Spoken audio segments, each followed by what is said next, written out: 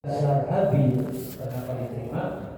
Karena dia menggunakan pendekatan yataqabbalullah, nilai-nilai takwa. Salah satunya bukan saja persoalan niat ya.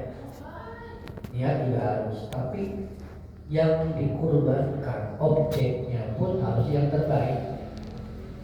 Maka kalau kita kaitkan dengan hadis-hadis mengenai kurban, lebih dari 5 hadis, lebih dari 3 hadis yang menyebutkan mengenai objeknya, entah sapinya, entah hutannya, entah dombanya. Syaratnya itu lebih banyak. Misalnya as-saminain harus gemuk, la tajuz fit du'aya al-maridhah, dilarang yang sakit, yang buta, yang pincang, yang tua, kurus. Itu lebih banyak ulasannya.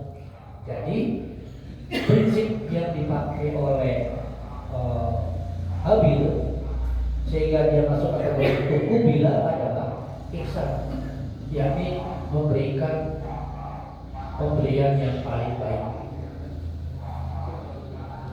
Sama zakat pun demikian.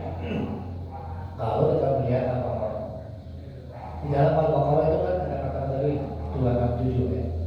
La tayammamul khabith, jangan memberikan yang buruk ketika kita zakat atau kurban. Jangan memberikan yang buruk. Maksudnya kualitas barangnya itu jangan yang buruk. Yang dalam bahasa Quran yang kita sendiri tidak mau terima.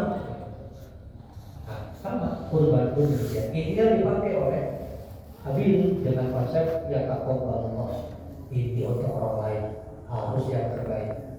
Jadi tidak seperti kebanyakan orang yang tidak untuk orang lain. Justru konsep untuk orang lain yang terbaik, sebaik mungkin itu paling baik. Makanya kurban pun bisa yang terbaik, bukan asal. Memang kurban itu terikat dengan keluasan rezeki. Maka nalau sa'atun falam yudha'i wa fala yaqrabanna musallana. Yang rezekinya lapang tapi tidak berkurban, jangan dekati sholatku. Memang lapang itu luas apa-apa. Tapi prinsipnya kalau kita rezekinya lapang, ambil yang paling baik, yang kualitasnya bagus. Tadi kata Allah. Nah ternyata ditolak tuh Habil tadi, karena prinsipnya beda. Dia marah, sulit dikendalikan emosinya, maka membunuh Habil. Artinya di sini pelajarannya gitu. Satu keluarga sekalipun berpeluang bisa saling membunuh. Saya kira fakta sejarah, fakta sosial banyak. Itu makanya kemudian keluarga Adam tidak disebut Allah, tapi Adam saja, Nuh saja. Berbeda dengan Ibrahim tadi. Falamma aslama. Kalimat aslama di sini menunjukkan dua pihak. Ibrahimnya iya, Ismailnya iya. Apa? Berserah diri untuk melakukan penyerahan diri kepada yang menyembelihnya dilakukan Allah. Yang disembelihnya sama. Jadi inilah sebabnya Ibrahim disebut Allah, bukan semata-mata. Baik, berikutnya. Tadi nama Musa juga disebutkan di dalam hadis, sehingga Rasulullah SAW menjadi semacam pembanding ya. Yarhamullah Musa qad uziya bi aksara min hadzal fasal. Beliau menyebut Musa, semoga Allah merahmatinya, kata beliau, ketika beliau disakiti, dianggap tidak adil oleh umatnya, oleh sebagian orang munafik ya. Maka beliau menyebut Musa untuk apa? Menghibur diri bahwa saya harus bisa seperti Musa alaihissalam, menangani umat yang rewel. Tapi untuk pertanyaan, betulkah Musa alaihissalam tidak pernah mengeluh berkenaan dengan umatnya yang keras kepala? Kayak ayat ini ya, ini menggambarkan Musa sendiri pernah mengeluh Coba kita lihat ayat yang 25 ini. Qala Musa berkata, Rabbi ya Allah, ini sungguh saya la amliku, saya tak sanggup lagi mengendalikan mereka. Ini saya juga. Illa nafsi wa akhi, kecuali diriku dan saudaraku Harun. Bayangkan, Musa angkat tangan di sini dengan kalimat la amliku. Ya Allah, saya tak sanggup lagi mengarahkan mereka, mengendalikan mereka, kecuali diriku dan saudaraku. Fafruq bainana wa bainal qaumil fasiqin. Tolong ya Allah, pisahkan saja mereka, kami dengan mereka. Bagi saya kata-kata fafruq mulai hari ini pisahkan ya Allah, sampai itu artinya belum kan? Padahal tadi beliau menyebutnya yarhamullahu Musa. Nah, kapan Musa itu dulu? Ini salah satu episode yang tidak dipisahkan di dalam surat An-Nazi'at. Diambil ujungnya kayak ini. Kalau An-Nazi'at itu banyak lompatan, banyak ayat yang lompat-lompat gitu. Jadi banyak yang dilewati. Adanya di surat lain. Termasuk ini yang dilewati. Yakni ketika Musa alaihissalam membawa Bani Israel ke Palestina. Lalu mengajak mereka, ya masuk kalian sana, udkhulul ardul muqaddasah. Di sini yang disebut muqaddasah itu bukan Bukit Sinai, bukan Tur Sinin dari arti, tetapi Al-Quds atau Yerusalem. Sekarang Al-Aqsa wa Haulah. Aqsa dan sekitarnya inilah Al-Muqaddasah. Nah, otomatis. Nah, mereka menolak dengan mengatakan begini, inna lan nadkhulaha. Musa, kami gak akan pernah mau masuk. Sampai 2 kali Pak. Lan nadkhulaha di sini dengan di kalimat berikutnya. Lan nadkhulaha. Malah kalimat yang ini yang paling paling menjengkelkan. Ya Musa, mereka bilang dengan sangat jelas. Ya Musa, ini aja deh.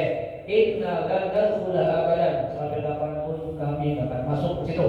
Nah, karena masih ada banyak jalur, ada banyak jalur zaman Nabi Daud ya.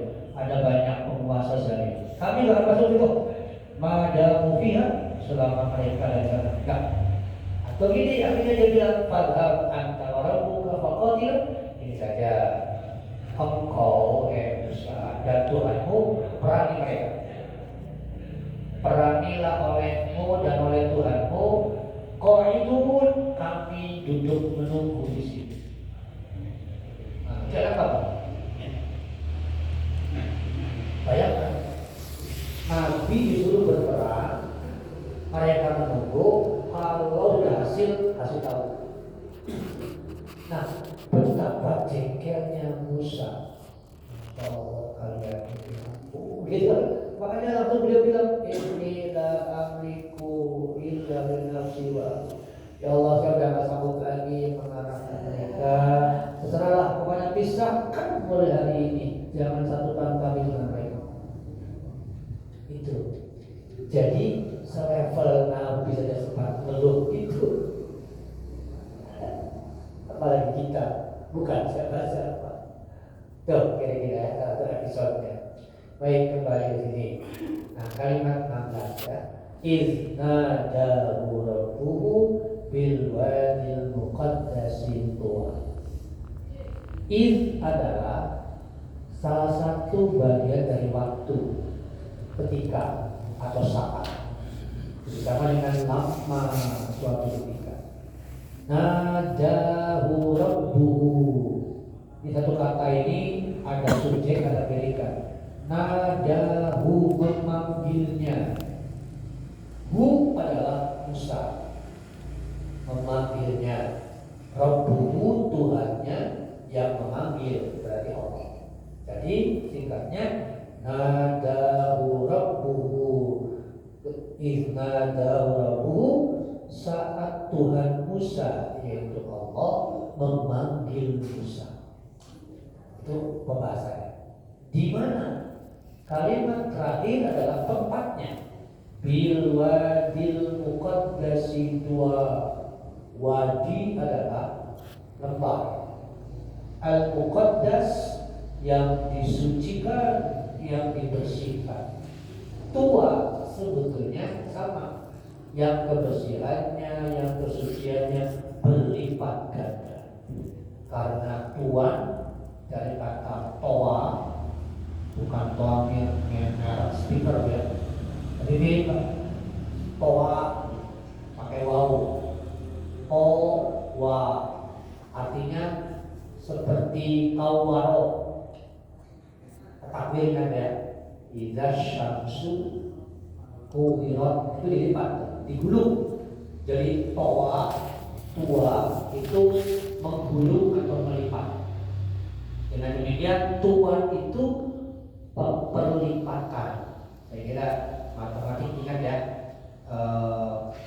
bilangan kelipatan, APK ya, kelompok kelipatan, itu sama dengan tua. Dengan demikian kata tua itu memperjelas, mempertegas mengenai kesucian, keutamaan tempat itu yang tadi di surat Hati sebelumnya